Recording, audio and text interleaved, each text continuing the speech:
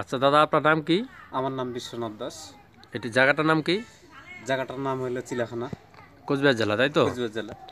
আচ্ছা, মরিঙ্গো খাওয়ার আগে আপনার কি কি সমস্যা ছিল? এই মোরিঙ্গা খাওয়ার আগে আমার কিডনির সমস্যা ছিল।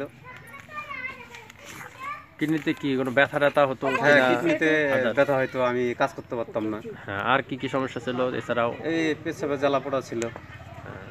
আপনি আমাদের মরিঙ্গোটা খাচ্ছেন তো? হ্যাঁ, খাচ্ছি। কতদিন থেকে খাচ্ছেন?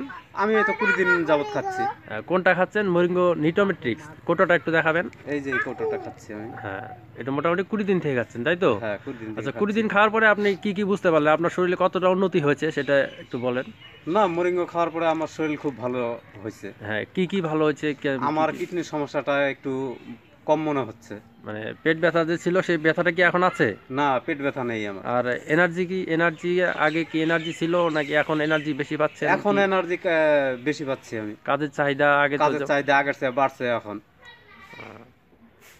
তাতে আপনি কি বলেন, মানুষের জন্য কি বলবেন? এই মোরিঙ্গাটা কি মানুষের খাওয়া উচিত? হ্যাঁ, খাওয়া যাদের উচিত প্রবলেম আছে সবারই। তারা খেলে কি উপকার পাবে? হ্যাঁ, উপকার পাবে সবাই।